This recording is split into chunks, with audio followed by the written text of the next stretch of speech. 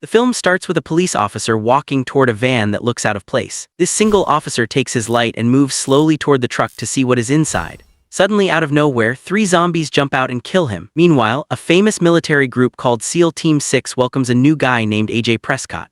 A teammate named Carl warns AJ that this job will be very tough. Carl tells him that AJ is taking the place of a friend who died in a fight near Pakistan after getting lost. Carl gets very sad while talking about how hard that time was for everyone. Later, AJ goes back to his house to see his pregnant wife. She is worried and asks if his team can really keep him safe while he is working. AJ tells her not to worry and promises that the SEALs are the absolute best at what they do. At the same time, in the city of Baton Rouge, a news reporter named Amanda is annoyed. She has to go to a meeting held by Vice President Bentley, but she doesn't like him. Her partner Dave tells her she just has to do her job regardless of how she feels. Amanda complains that the vice president always ignores her and never answers her questions. After the vice president gives a short talk, he starts taking questions from the reporters. Amanda puts her hand up, but just as she thought, he completely ignores her. While the meeting is going on, guards outside see someone acting strange. One guard goes to check it out, but the person disappears instantly. When the meeting ends and Bentley walks outside, they see something terrifying. A woman is being attacked by a zombie. A guard quickly shoots the zombie and kills it. They immediately rush the vice president back into the building to keep him safe. Outside, everything turns into a mess as zombies start attacking people everywhere. Anyone who gets bitten by a zombie turns into one very quickly. Back at AJ's house, he's relaxing with his wife when he gets a phone call. He's told to come back to the military base right away. He doesn't know what the mission is or how long he will be gone, but he has to leave his wife immediately. At the base, a leader named Commander Shear tells the SEAL team about the chaos in Baton Rouge. He tells them the vice president is trapped in the Capitol building. They also hear that the FBI sent a rescue team, but no one has heard from them.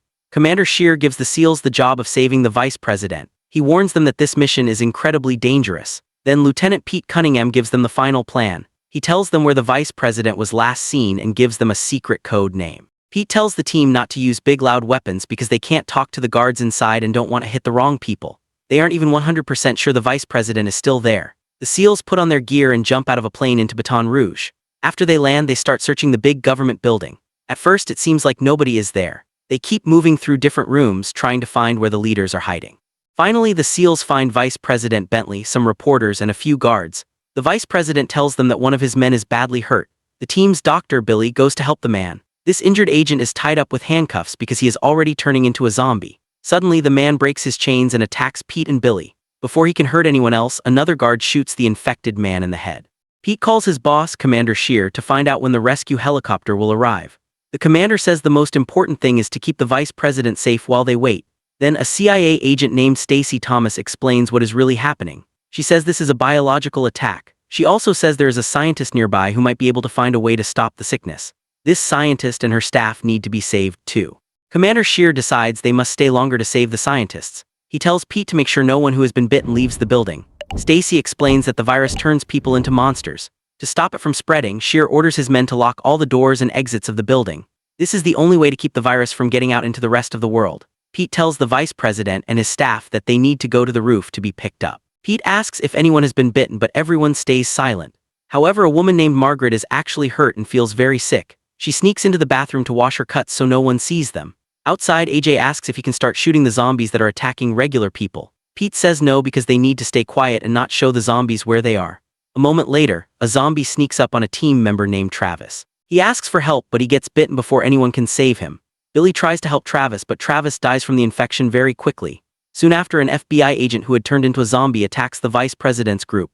Pete acts fast and shoots the zombie in the head. Pete then gets word that the helicopter is almost there. Amanda tells Dave that they should stay behind. She thinks this is a huge news story that will make them famous. Dave is scared but agrees to stay. Pete warns them that if they don't leave now, no more help is coming. The vice president and his team get on the helicopter and fly away. However, the helicopter crashes shortly after. It seems like someone on board had been bitten, turned into a zombie, and attacked the pilot.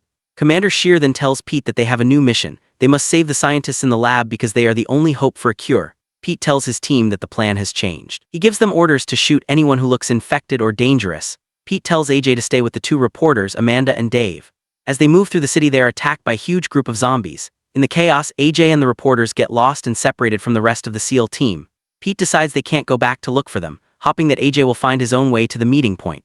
The rest of the SEALs keep moving and finally reach the laboratory building. Inside the lab, they find a security guard named Larry. He shows them where to go but warns them that the building is crawling with zombies. Meanwhile, AJ, Amanda, and Dave are still trying to reach the lab. While walking, AJ sees a little girl who is infected. Dave screams at AJ to shoot her before she gets close. AJ feels bad for her and lowers his gun, trying to tell her he won't hurt her. Suddenly, the girl lunges forward and bites AJ on the arm. As AJ starts to feel the virus in his body, he calls his wife one last time. He tells her he is okay even though he knows he is in trouble. He is told to get to a specific spot before the military closes the airspace.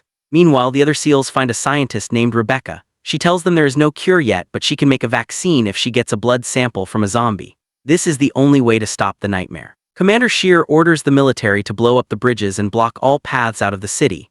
While this is happening, AJ, Dave, and Amanda are almost at the rescue spot.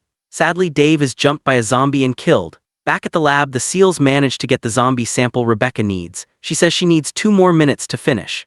As the team gets ready to leave, they see AJ and Amanda outside the building. Pete is under a lot of pressure to leave immediately, but Carl refuses to leave AJ behind. Carl volunteers to go out and bring AJ and Amanda to the helicopter. Pete promises to wait as long as he can. Commander Shear is angry about the delay, but Pete insists they will make it. Carl reaches AJ and Amanda, but they are surrounded by zombies. Carl stays behind to fight them off alone, giving his life so that AJ and Amanda can reach the helicopter safely. AJ and Amanda make it to the landing zone and reunite with the team. When it is time to get on the helicopter, AJ tells Pete he can't go because he is infected. Pete starts shooting at the zombies to keep them back and tells AJ to get in anyway.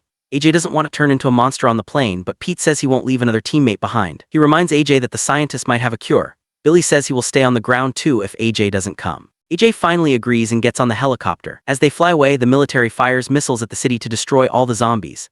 Later, the CIA agent Stacy Thomas meets with important leaders. She tells them about the mission and how close they came to dying. She reveals a big secret. AJ and the other SEALs are immune to the virus. They were given special shots before the mission that protected their bodies from the infection. In the final scene, AJ goes home and reunites with his wife, Emily. He looks at his new baby son and decides on a name. He names the boy Carl in honor of the friend who sacrificed his life to save him. Carl died so that AJ could go home and be a father. The story ends with the family back together. So, what did you think of this movie? Leave it in the comments below. And if you like the video, like and subscribe for more movie recaps. See you next time.